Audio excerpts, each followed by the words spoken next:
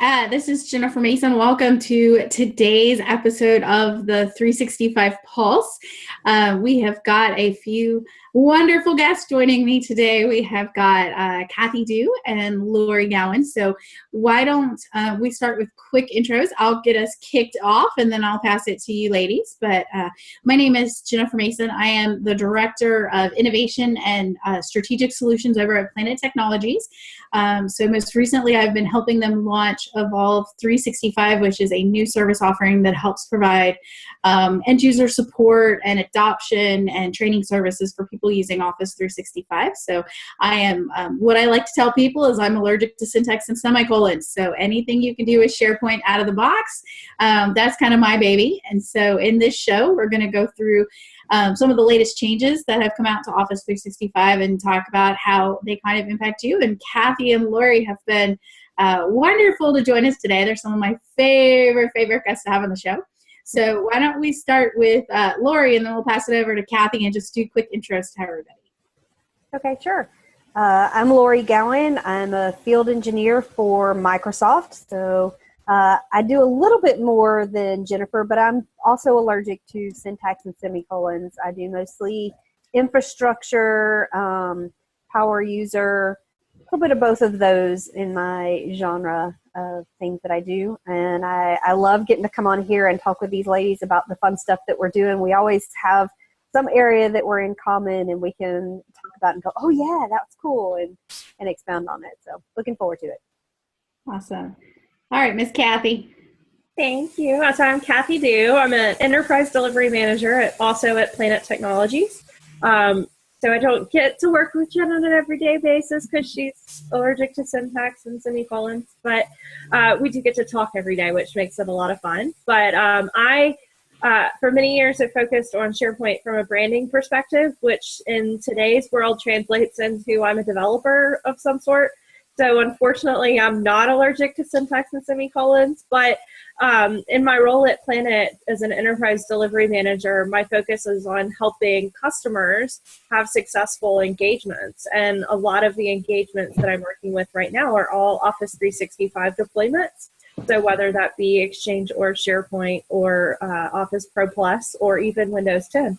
So a lot of fun things in my realm of the work world as well as than the SharePoint world as well. Yep.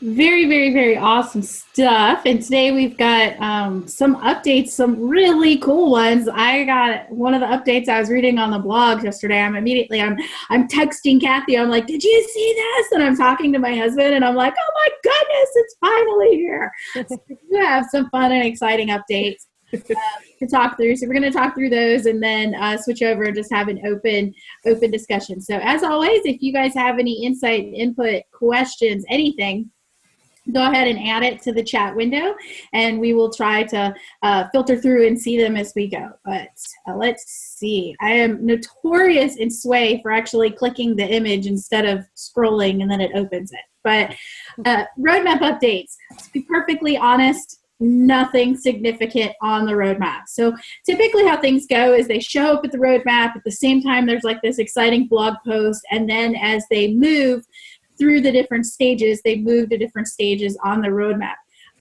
Victor Weiland has the best blog about it. So there's no reason to recreate it. We're going to just point to the goodness that he has. And about once a month, he goes in there and does a complete scrub and tells you exactly what has changed from piece to piece. So I kind of read through it.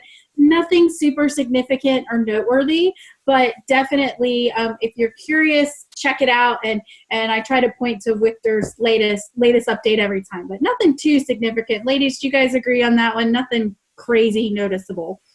Nope. Yeah, nothing earth-shattering so far. See, I did it again. I clicked on the image. Okay. Now that I know how to use Sway. Message Center updates.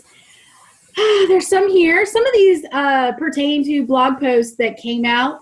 So on the last show, we talked about them a little bit. The biggest one is Yammer is being activated for your Office 365 tenants. I'm sorry, they're going to automatically turn it on. If you don't want, I don't like when they automatically turn significant things on.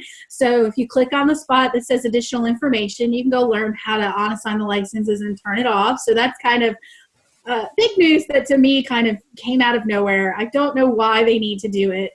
I'm going to blame Lori. Lori, it's your fault. You told them Your to do fault, it. Lori. You're the Microsoftie. It's always my fault. Even when it's not my fault, it's my fault. Yeah, definitely. I'm going to blame you. It works for me. I can handle this. Works for us. We're going to blame you. So anyway, that one's there. We touched a little bit about that last time. This new one I think is pretty cool. So they were talking about making Dropbox available so that you could store things in alternative to SharePoint storage locations. And what I think is neat about this is there's a certain date, I think it's the end of March, and up until the end of March, you can turn on or off external sharing. So you can say, no, you can't share with these third-party tools. However, after that date, you're actually going to have the ability to turn off, yes, I want to use Dropbox. No, I don't want to use Google. Like, you're going to be able to pick and choose out of the vendors which one you can turn on and off. I thought that was great news, right? So, because there's always going to be a need to use one of these other tools. So do you ladies have anything to add to that one, or any insider information, or anything different than just the general announcement?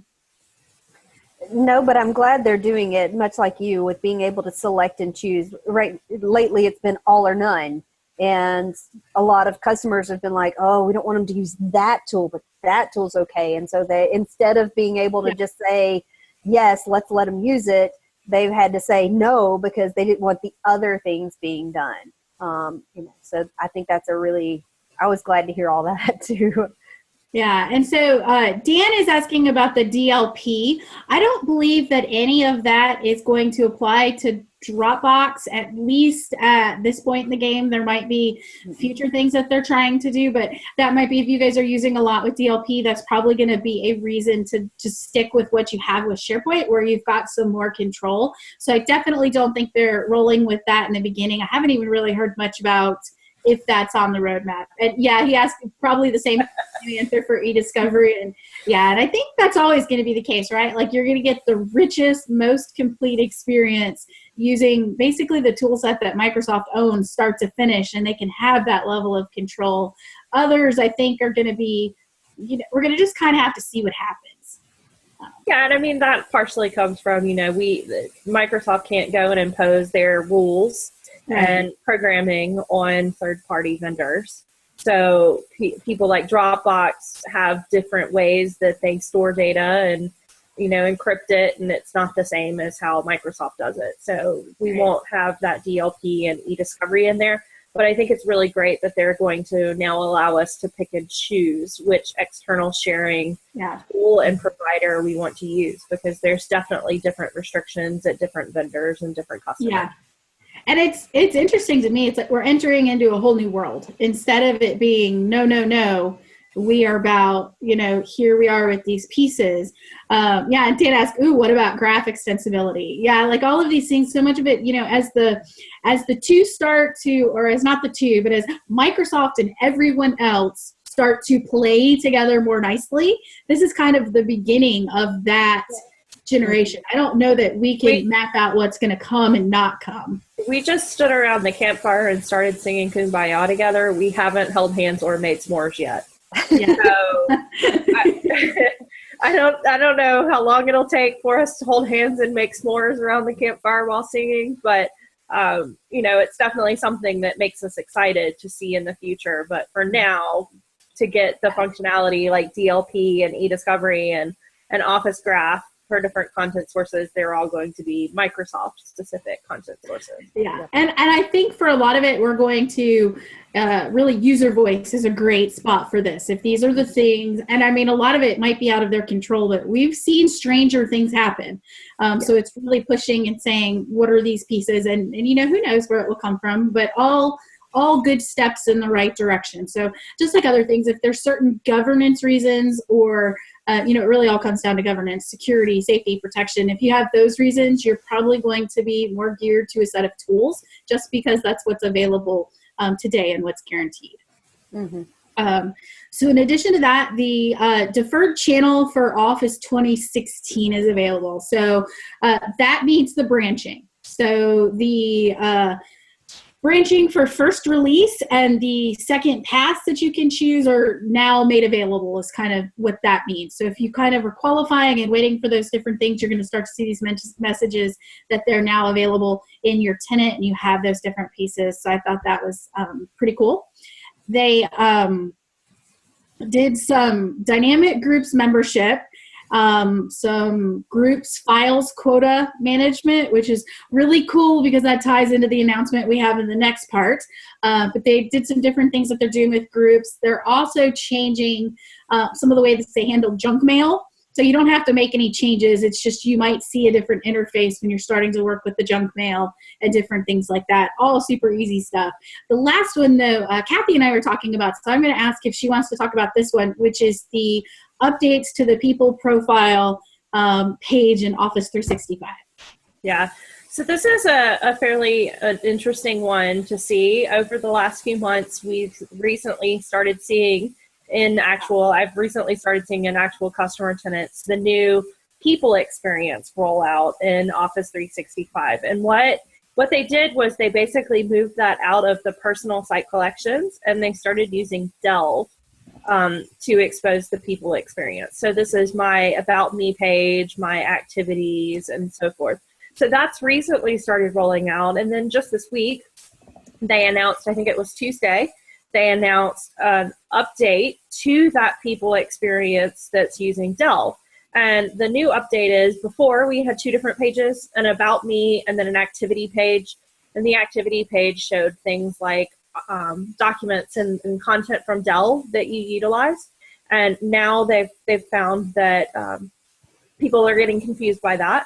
And so they're consolidating down to a single people page. So when you go to people, you will see the information about that person, their profile information, combined with their activity information all on one page. So it'll make it a little bit more of a consolidated experience for seeing people. And I think that's really exciting. I don't know the timeline on how long it'll take for this new experience to roll out. It took a good 6 months for the first update to people to roll out.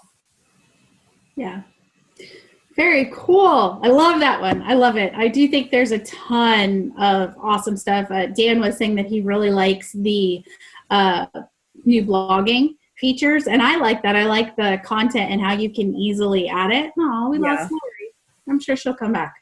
But yes, I really, really, really like that. And so I'm excited to see where they're going. People page changes often, but to me, most of the changes are super easy to keep up with. So it's not like it's a huge shocker. It's just like, this is different. Things just move around on the page a little bit. I really like the praise feature that they put in. Love the praise feature. In the last new one. And so now even being able to see it even better, all consolidated on one page, was a really great feature that they pulled in from the old school SharePoint social experience, and also combining some of the ability that you have from Yammer to praise people. So it's a really great thing, and something that I think that as this rolls out and more people get it, that people will really start to utilize that a lot more. Yeah, me too. Lori's back. Welcome back, Lori. I got a battery warning pop up, and I didn't necessarily want to see everybody bending over to play. Good call. It's all good. So moving on to blog updates. These are kind of fun. So planner. Planner's like the buzzword of all things. And so there's two types of first release. There's first release where you can say everyone in my tenant gets first release and things get turned on. And then there's another type of first release that lets you pick selective users that can have these new experiences. So good news for people that are using that second kind that I talked about, because Planner is now going to be able to roll to that second path where you're picking just certain users that are using first release. So different features are going to roll to each one of those based on what based on how they're using first release, but sometimes they're going to roll to everybody first and before they can get down the paths. So great news for the Planner folks. Remember with Planner, though, you have to go in. There's steps you have to do. It doesn't necessarily show up. So Cathy's rolling her eyes. I agree. Like, are there steps or they're not steps? Why does it change with every single thing you push out? And why is it different for every feature? Some of them that I don't even want, that I wish I had these extra steps. I just get force-fed these new features. And then something like Planner that we do want people to try out, we have to go jump through hoops to get it. It's so frustrating. Mm-hmm. Yeah. I wish I had a better story for that one. And, eventually, I think when it actually finally comes out of first release, I'm not sure that it's going to have all of those steps to get it turned on or not. So I don't think it will either. I mean, I think it, and we see this now with Yammer getting activated for every tenant. Like, yeah, we finally are starting to see that experience consolidating for features within Office 365, but it's still frustrating trying to keep up with some of these that are the oddballs still. At least we don't have to use PowerShell. This right? is true. It's there, right? Like, we don't have to go turn it on or off with PowerShell. So, hey, we're improving every time. This is very true. All this syntax and semicolons would get in the way. I kind of like PowerShell. I'm just saying. We could make Lori do it though, because she's allergic to that. She does PowerShell. Yes, she can do PowerShell. She only gets slight hives. She doesn't break out in the full rash. The question for anybody in the audience, is anybody in the audience using Planner or playing with Planner yet? So that will be a question for people. I'm curious to see. Cathy or Lori, or you guys, have you had much hands-on with it or anything? I finally got it activated in one of my 3 tenants this week. Yeah, I don't have it yet. Following all of those steps to try to get it in there was difficult for me, so I can't imagine other people finding it easy. But I haven't really played too much with it yet. Excited to, but haven't yet. I wanted it. I need it in my production portal because I'm working on some projects and I need to see who's doing what. So I'm like, yeah, I need Planner. I haven't gotten with it yet. So as soon as I get my hands on it, and as soon as I get more information than the nice, happy, everybody's, like Cathy says, sitting by the fire making s'mores. Once I get past all of those types of blog posts and I get my hands on it, we'll do a show about it and kind of talk through it. How about you, Lori? I haven't. I haven't been able to play with it much at all. I've been very consumed with customer work, and they're not using it yet. Most of mine aren't anyway.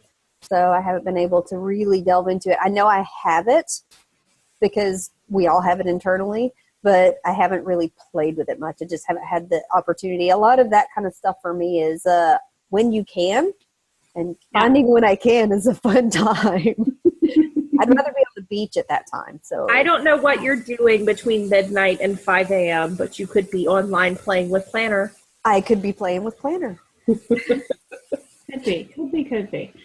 All right. So now we'll move over to some of the exciting ones. Advanced threat protection. They just keep improving that, right?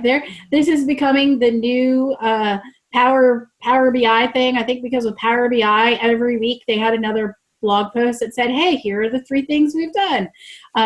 So the advanced threat protection, they've got some more reporting and some different things that are available there. There's a little blog post in there about 8 features you didn't know that you needed for online meetings. Rest assured, if you're doing online meetings, you need these 8 features. So I kind of thought that was one of those, somebody had a quota that they had to fill for getting a blog post out there, and they came up with this. So bless their hearts. Some updates for groups and how we manage groups, and then the homepage is changing for groups. It's actually getting a lot more streamlined. The text at the top is smaller. I was going to show you guys. I don't have it yet, but the homepage is just it's much more visually appealing and lets you jump into your information a little cleaner. So in the blog post, they've got some screenshots about it. Cathy, have you seen it looked like you were about to kind of add some comment to that one. Yeah, I mean, I've seen it. I don't have it yet. But once again, it's another feature that is being used for collaboration in an intranet that a lot of times we want to customize. And we don't have the option to customize it. I don't have the option to add my company logo on it. I don't have the option to change the colors. and so it's I still like it a lot. it's frustrating. I'll tell you another thing I'm finding frustrating with groups. They didn't really plan with groups for you having multiple domains in a single Office 365 tenant. And so trying to create groups for different domains in a single tenant gets tricky and can be problematic. And so I'm hoping that as they continue to enhance the group's experience, that they start to consider some of these other scenarios from a business perspective, to be able to do basic things with it and to be able to be a little bit more selective about how we use groups and when we use groups and who can create groups and some of that. Because right now it's a little bit, I'm a little afraid of the snowball starting out small on the top of the hill and becoming a giant avalanche, town eating abominable snowman by the time he gets to the bottom of the mountain. Because I still feel like it's a screenshot of it. Yeah. In some of my customer spaces, you go in and there's, for each person you go in and there's 100 groups where there should only be 20 groups because there's no control over who can create them and how to create them and how to do some of that. So it's a little, I love groups and I think it's a great feature. I just am looking forward to the continued development of groups. Some of the features that I think, like the dynamic membership, is now in preview. So that means you can have groups with roles-based membership. Yeah. So that's rule-based membership. So that's kind of a good thing. And it updates within a minute. So if you change something about the user within a minute, it's updated and the world is right and they can get to their groups. Some changes with the file quota management, which is pretty cool. I see that Dan was like, I launched a group in one spot to give a team 1 terabyte of OneDrive for business space because here we go again. We don't have the right tool, so we have to solve a business problem. So we're using the tool that works, even if it's not maybe where it fits. So they're doing some different things with quota management. And then another announcement they have talks about quotas changing kind of all over. And then we can send emails using the group name. And then, Cathy, look at this. Multiple domain support for Office 365 groups rolling out. I'm very aware of that one. It's coming. That one may have come from me partially. It doesn't have a hyperlink in it though, so I just don't have any more details yet. So I actually had to go to some of them at one point and be like, how do you do this? And they're like, I don't think we actually thought of that. It's the problem. Okay, this is the one that I love. I want to shout from the rooftops and scream hallelujah that this is finally happening. What I don't understand is why they buried it in a blog post. No fanfare. Yes, it's a blog post that's about auditing and storage improvements for SharePoint Online and OneDrive Business. Let's be honest. I would see this, I wouldn't even read it. But as I'm going through for my audience that I just want to have the most updated information, I'm reading through this, and lo and behold, we see, wow, in addition to these new features, we're increasing the per file size limit to 10 gigabytes. People, do you know what this means? This is amazing. It's how long have we waited for this? Forever? 8 years? So, for all of you that have to deal with a marketing team that has files bigger than 2 gigabyte, we're up to 10. And they just made a change with no fanfare, no whatever. And like I said, I'm seeing this and freaking out. I'm like, did you guys see this? Tell me what this means to you, ladies. Do you love this as much as me? Are you as happy as I am? I am for my customers. I think Cathy's happy for different reasons. You think? I think so. I think you do a lot more of this type of work still, where you're dealing with big images and pretty things. So a lot of my files are definitely over 5 gigs. So I'm really excited for this. But I'm also really excited about this from the perspective of the video portal. Yes. And being able to have much larger training videos for my customers and being able to store those in SharePoint and no longer having to go out and create a Windows media server in Azure or create an actual server. Like it says, store no them longer there to and leave these linking guys them over. stranded on deserts of file shares and local hard drives. Like that just makes my heart happy. It's like we don't have to have two plans for everything. Yeah. Unfortunately, for some people, I deal with a lot of people that also have AutoCAD files, and this still doesn't necessarily solve the problem of the AutoCAD file, because many of them, while they may not hit 10 gigs, many of them do go over 10 gigs. So I'm still, with certain cases, this doesn't solve everything, but this certainly gets us a heck of a lot closer. A heck of a lot closer. You know, it definitely makes this a much more usable tool for document storage and helping us to get off of our dependency on file shares and web servers and media servers and all of that. So it's definitely really exciting. No longer do marketing teams have to lose their files or go to something like one of those, Basecamp programs that many of them use to store their marketing files while they're working on them. So this is definitely a huge advantage. It is. The only drawback I can see for this is the on-prem customer screaming, "When do we get it?" Yeah, they haven't made an announcement yet, so I don't know. Yeah. Cloud first is what they'll say, and it's coming soon is what they'll say, but I don't know what that means yet. So next time Dan hosts one of these with Bill Bear, you can get on there, point to this blog post, and say, "Oh, Corey said he thinks they already said it was coming in SP 2016." So this has been one of those ones that they've been saying is coming almost as much as they've been saying an InfoPath replacement's coming. So it's awesome. But again, no fanfare. I was like, how come they didn't shout it from the probably because they didn't want us to all go out immediately and upload all of these files. But Laura, I have a question for you. So you're more on the PFE side. You've got a lot more of the infrastructure experience and different things like that.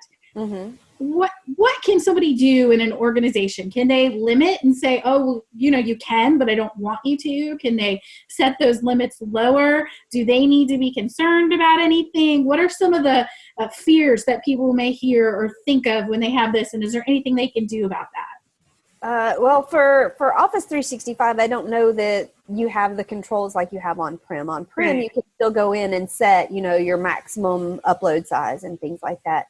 For Office 365, you're not going to hit those limits, but you can definitely work with it all comes down to working and planning the governance and things and how you're going to do it. So managing your sizes of your sites and things like that, because you can still set your quota sizes and all of that. So I think it's going to come more down to that. And really a lot of it's going to be teaching, especially for the Office 365 side, because you have less ability to go in and really yank quota limits and things down the way that you can on-prem. So you're really going to have to work with them and help them to understand what it's going to cost. Could even end up being more of where you're monitoring their sizes, monitoring stuff, and doing chargeback models to help them incentivize that, hey, we're not going to abuse this. Because then you'll end up with the guy that did the OneDrive consumer stuff and upload terabytes and terabytes of movies. Right? I don't know how he uploaded so much stuff, but it was a ridiculous number of things, and that's why we no longer have unlimited OneDrive storage for a consumer, right? So you're going to have to somehow incentivize that for them. Yeah. And then the other change is, I think this one's kind of cool too.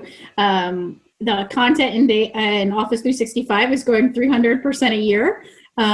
So they're going to share the love. And they're increasing the default storage to 1 terabyte plus a half a gig for every user across all of SharePoint Online, Office 365 groups, and video. So this is going up from 10 gigabytes to the terabytes. So, and this is in addition to the unique default per user OneDrive for Business storage allocation. So you're getting a lot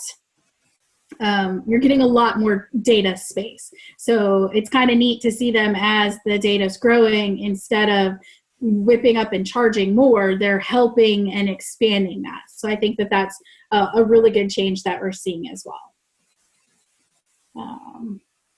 Yeah, cool. And then I think there were some other things. they're making some changes to the sites page. So they're doing a sites page refresh. I am super excited about what can be coming with this eventually. And I love that they're making changes to it. And then they've got some things with online protection and stuff like that, and additional reports and stuff like that. So this is just a hodgepodge of goodness in a blog post that hit the blogs yesterday with a title that would have never made me look at it. And I read it and I'm thrilled with this one. This just made my week. So you guys can all go tell your friends, probably not your family because they don't care, but your friends probably care that now you can go download these file sizes. Well, not download, but upload. You guys get what I'm saying. So very cool. So Cathy, Lori, anything else to add to this goodness? I think that's it. Just excited to see where it comes out, and excited to find out. I work a lot with government customers, and so I'm curious to see. One thing they didn't necessarily mention in here is it universal, so enterprise and government, or is it something that's coming to enterprise first and then government later? They didn't necessarily put that in here, and so typically when these things happen, it happens like almost immediately in enterprise and then a couple of months later in government. And so that was kind of the one question that I walked away from reading that blog post going like, okay, so is this everybody? Is this a universal change, or is this an enterprise now change and a government later change? So that was kind of the one thing that I'm hoping that I can find out.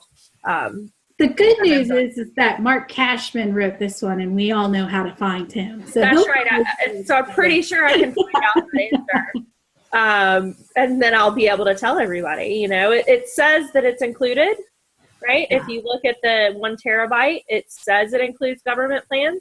And it says that it's going to go out to business customers worldwide, but it just doesn't say that about the 10 gig uploads, right? So it says that specifically about the default storage, but not about the upload. And so I'm just a little leery until I get a hard and fast confirmation. So I kind of expect that when I go ask Mark this question about this, that there may be another Q&A added in here that says that. It's good. They're good. They want to get that information out there. And so sometimes they just don't think of all the questions that we do. So the good news about it is Mark is easy to find, and he'll help us get that answer. So we can track that one down fairly easily. So that was my big happy announcement. Then the other one was just the profile service. So lots of really, really cool stuff. We're so excited. I can't believe I'm so excited about something so insignificant, but that we should have had years ago, but it's super exciting. Happiness to my heart. It just means I don't have to have as many conversations where I'm just like, yeah, I know it should, it doesn't. Now I can be like, heck yeah, we do that. Of course we do.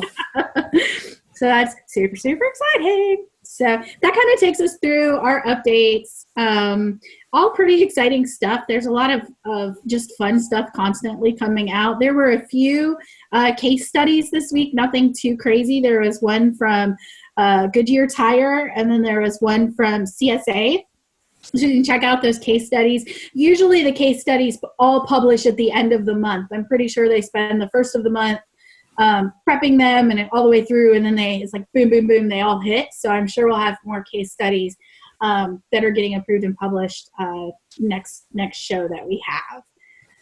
So going from there, we're going to the next part. Now this is fun, so everyone should be singing along to the favorite things. Hopefully in my sway, you guys get it. We've got raindrops on roses and whiskers on kittens. We've got bright copper kettles and warm woolen mittens. So hopefully you guys get my cheesiness. I love it. I love this song. So I was like, I'm going to just go with it. So add a little bit of fun to the day. And so what I thought we could do is talk through just what are some of our favorite things.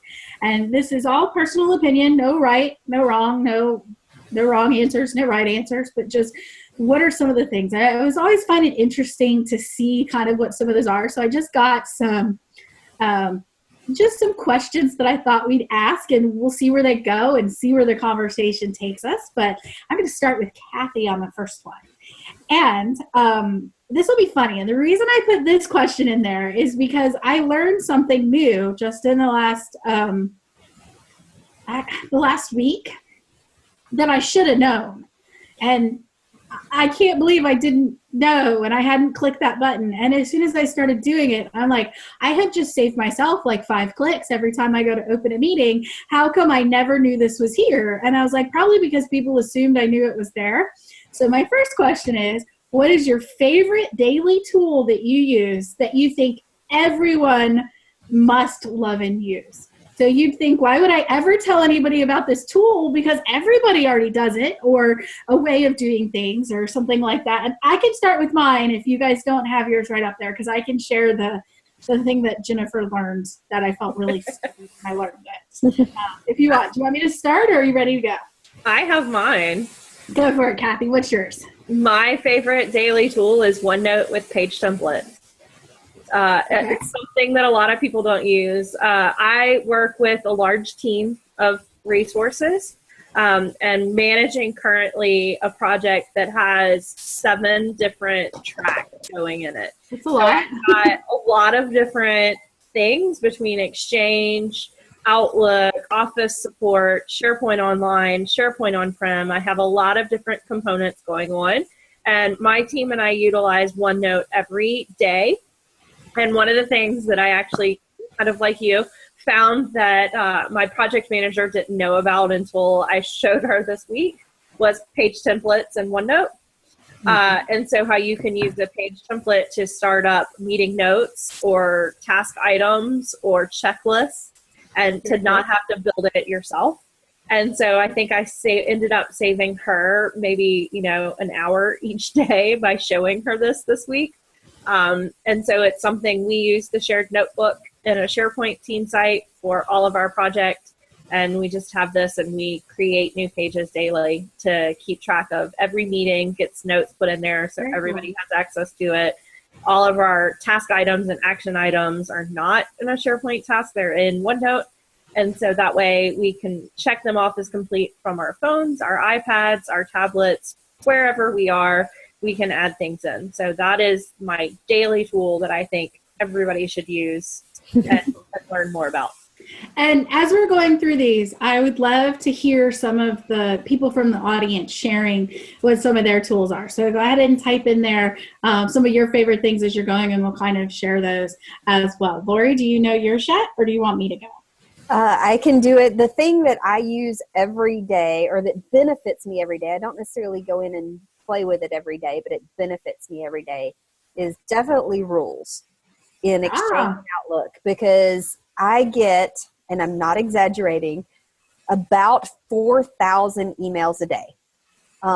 There's anything. That's just crazy. It's ridiculous, right? Oh my gosh, it's ridiculous.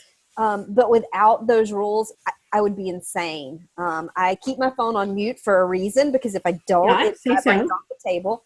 But having those rules that I can just automatically drop them in categories and know where it's going, especially for some of the things that come out on a daily or weekly basis, like, maybe it's, updates to reports or whatever, and hey, go click here. I don't necessarily need that in the top of my inbox all the time.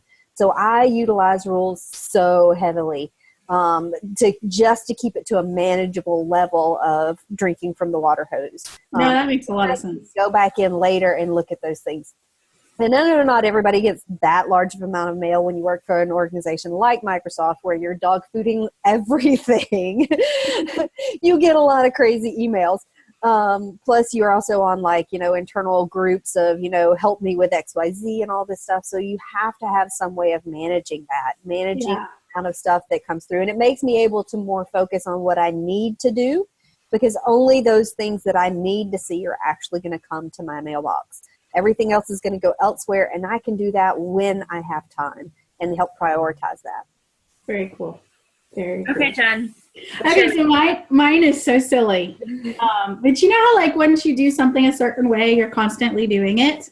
Yes. And so I go to meetings all day long. In fact, I have had a 10-minute break today where I was not talking on the phone in a meeting. As soon as we hang up from here, I have another meeting, and it's just one of those days. So I'm constantly in Outlook double clicking and opening the meeting and going into my Skype call, because every meeting I have is in Skype. So my latest tool is I realized that there is a calendar view inside of Skype, and you can just go open that and one click enter all of your meetings. So I know that sounds silly, but since I've done that, I've now almost have that open and in front of me, which is always like, I'm a Skype girl. I work from my office in Dallas, but I have to be talking to everyone all day long. I'm on Skype all day long. And so just being able to have that level of integration there, I was like, oh my goodness, I'm saving myself like a minute every meeting, and it's made me less late to meetings. So sounds so silly, but that's kind of it. Yeah. That's a good one, though. I learned that one from trying to join meetings on my phone. Oh, yeah. That's where I got it. And so trying to join a Skype meeting from my phone, from the Skype for Business app, the only way I could get to it was to go to the calendar view. But I don't use it a lot on my desktop. I'll have to give it a try. That's a good one. But I use it on my desktop, and it makes life a lot easier. So I'll have to give that a try.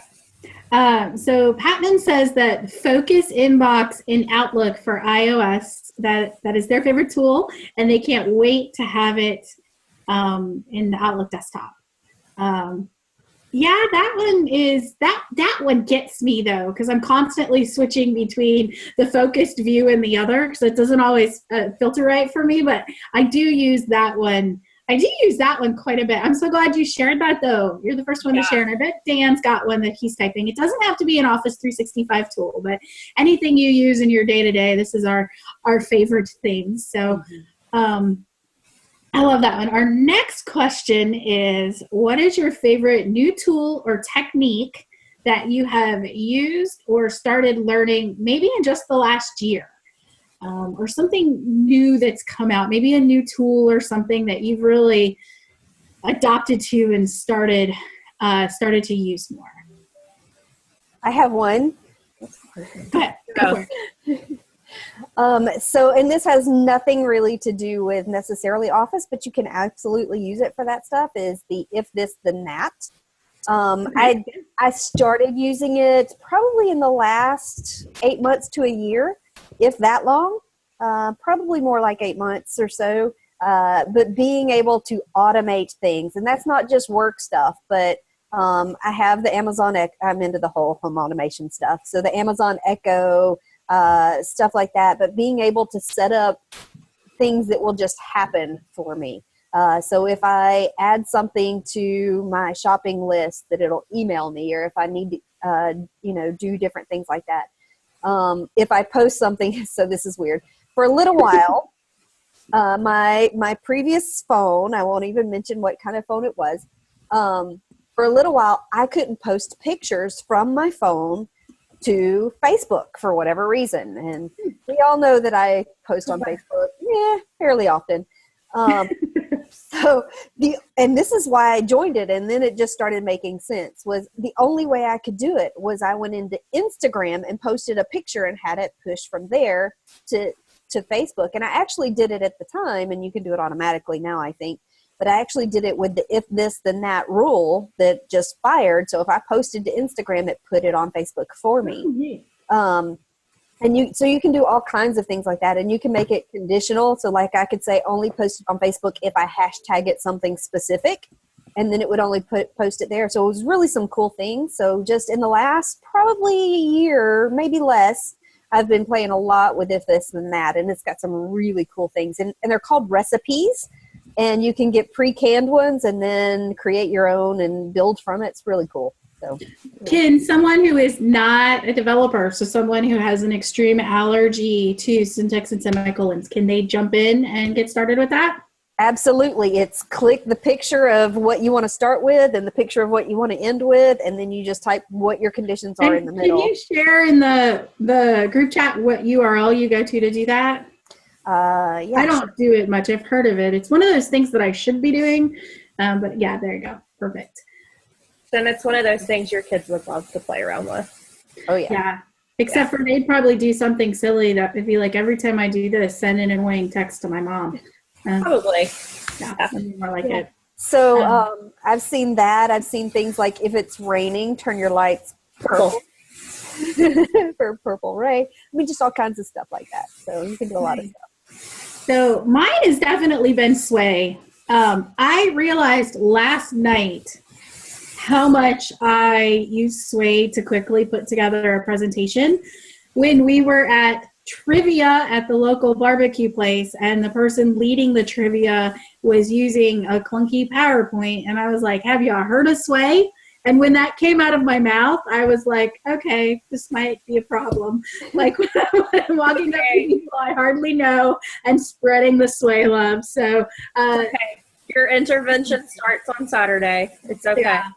Yeah, Sway. I like it to tell, which is funny in my life. I don't use it a lot to tell a business story. Like if I had a professional business presentation or something like that, it still usually ends up in PowerPoint. But if I want a quick and easy way to tell a story or to share collaborative and fun information, I use it a lot in Sway. We've got, that's how we tell our kids where we're going on vacation. So it's kind of funny. We have a Sway for them. Which is just silly, and they love it. We display it on the media room, on the wall, and stuff like that, and it's a lot of fun. So I'm kind of into the storytelling with Sway. I think that's got my winner of the last year of technologies I've just latched onto. If any of you have any suggestions for how to tame a cat, I'm perfectly happy to get them. He's a little needy. I travel a lot, but I think mine, like they're saying in the chat window there, mix is something I've played around with for a bit now. But I don't really have a favorite new tool or technique.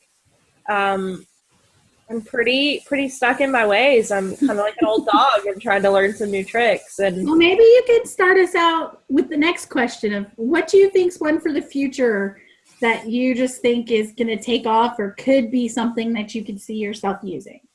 Oh, so for me, like I said, I tend to be a little bit more in the dev world than the two of you.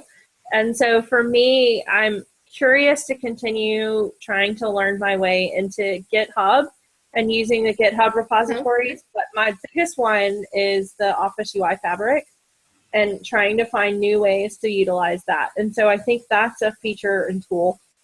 This is a little bit of both, that I think for 2016 is going to continue to expand and get better from a customization perspective for what people are going to do. So I think that's kind of mine this year is GitHub and the Office UI Fabric. Well, I have two. I have the realistic and what I think is actually going to take off this year. And then I have the hopeful, the one that I really, really wish would take off this year. So the realistic one that I think is just going to keep blossoming and growing is groups. And I'm excited to see where they go with groups. That includes Planner and those pieces. I really think that that's going to be, especially for my audience, those that really are against syntax and semicolons. Sometimes we also don't like to create lists and edit pages. So when we get into what we could do with groups and Planner, and as they start to make that line disappear between groups and team sites. So I'm really excited about that. And so that's my realistic one that I think is actually going to take off this year. The one that I wish would take off would be Power Apps. I don't think it's going to take off as much as I wanted to, but I wish it would. I think it's got potential, but maybe next year, maybe. So that's my, real world and fantasy wishes. How about you, Lori? Yeah, I would say for fantasy, the Power Apps, I'm right there with you.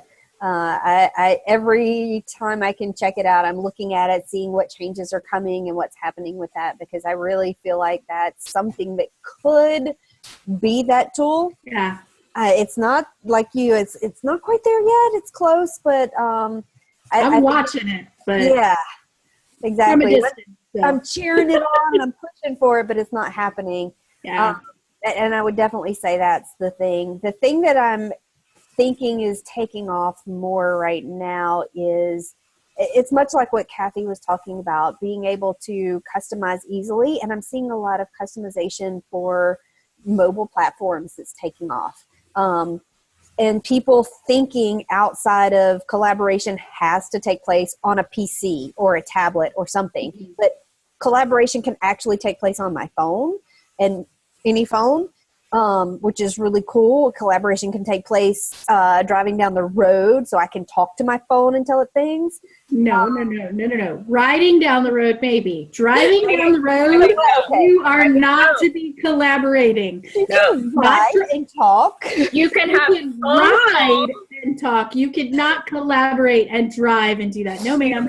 You can have phone calls, and you could maybe reply to an email via a Bluetooth voice to text. Exactly. So a lot of these things that are But collaboration, like having documents read to you or things like that, should never happen when you are driving down the road. Dan's thinking like me over here, though. He's saying self-driving car. It's coming. Lori, if you have a Okay. self-driving car, but come on. But let's be clear here. Where Lori lives out in the boonies of Alabama, she may encounter a car once every 2 hours. That's true. So she might not have as many problems as those of us who live somewhere where there's cars every 2 seconds. But Lori just got mommed. She just got mommed by Cathy and I. We were like, no, ma'am.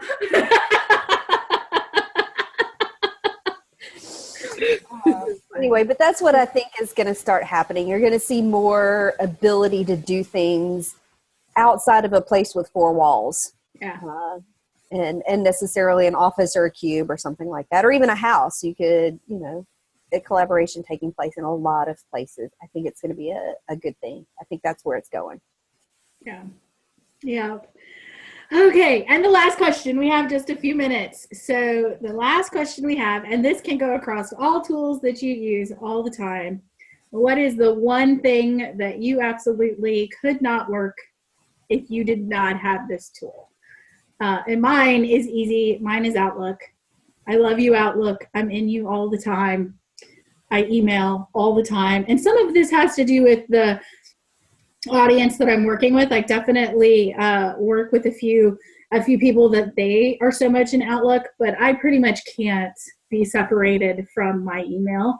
And really the Outlook client, like I really do, it's not just email, like it is the Outlook, the actual client. The web client's got some really good stuff too, but the actual Outlook client, I spend so much of my life there. So I'm going to vote for Outlook with Skype as a very close second. How about you? Probably the same. Could be the same. Most of mine are the same. I would probably put Skype slightly above Outlook. I can live without Outlook specifically. I use it to manage my email, but once I've got it managed, I can use the web client or I can use my phone or whatever. Yeah. But I can't live without Skype. I am constantly using it for the quick answer, to keep me sane. Thank you, Cathy. So being able to use it to get that quick, hey, I need some help with this, or hey, have you seen this, or do you know a resource for that? Or hey, I'm about to lose my mind. Tell me a story that has nothing to do with what I'm working on. Yeah. And that's what Cathy's there for. She's always on my Skype, and I'm constantly going, okay, today's just rough. So we can keep each other sane. But yeah, slightly above Outlook for me would be Skype. But both of those tools, I agree. Yeah. How about you, Miss Cathy? For me, I'm Skype for Business first because all of my team, there's not another employee in the entire state of Alabama from Planet Technologies. So needless to say, I don't work in the same town with anyone I work with. So Skype for Business is my number one. And when I travel, it really annoys people when I'm not online. And so they have made it to the point where when I'm walking through the airport, they make me log into Skype for Business on my phone so that they can still message me. And then gosh forbid if I don't have Wi-Fi on the plane, it's like the world came to an end. And the next one's OneNote. For me, OneNote, because that's how I do task assignments. That's how I keep everything in there.